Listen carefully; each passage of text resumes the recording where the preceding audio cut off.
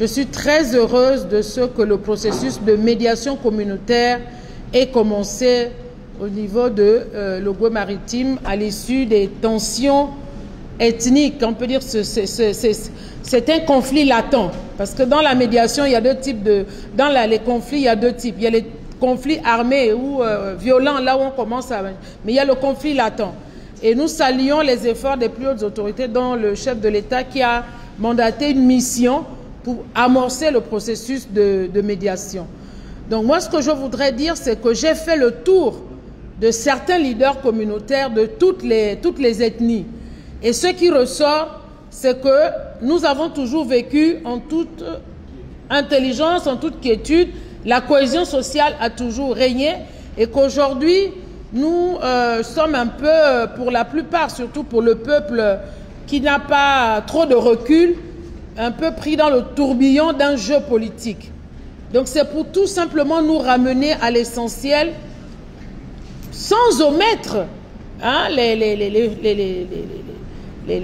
comment on appelle ça, les frustrations, parce que la nature humaine même, déjà chaque être humain est en conflit avec sa propre personne. Le matin, vous voyez comment les hormones, le matin vous étiez en joie à 12 h. Donc c'est d'abord déjà même, c'est inhérent à la nature humaine.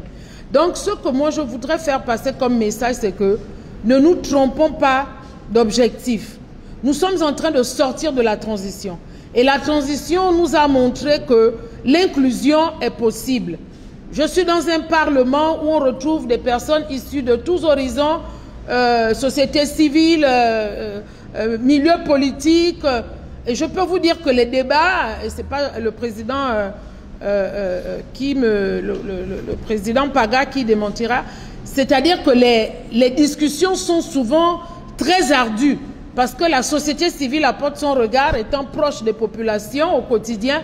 Le politique aussi apporte son regard avec ses ambitions et parfois vous pouvez rester jusqu'à 2 h du matin pour une question. Donc c'est ce modèle de gouvernance qu'on nous a déjà montré. Consolidons tous ces acquis et organisons-nous. Nous sommes en train de rentrer dans la 5e République. Est-ce que nous rentrons dans la 5e République avec des communautés ou avec un peuple? Je pense que les États-Unis aujourd'hui sont une force parce qu'elle a su mettre à contribution sa diversité. On n'oubliera jamais qui est autochtone, qui vient d'ici, qui vient de là, mais nous représentons une communauté, en fait une force vive.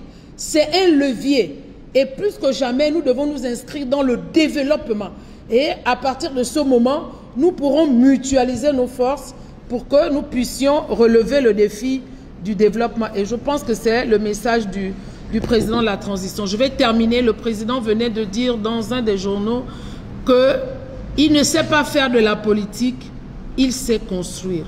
Si on s'inscrit dans cette dynamique-là, je pense qu'on saura déceler ce qui relève de la politique politicienne et ce qui relève de la construction.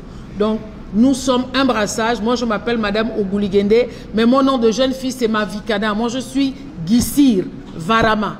C'est mon mari qui est Mienné. Donc, j'ai le Gabon en miniature dans ma maison.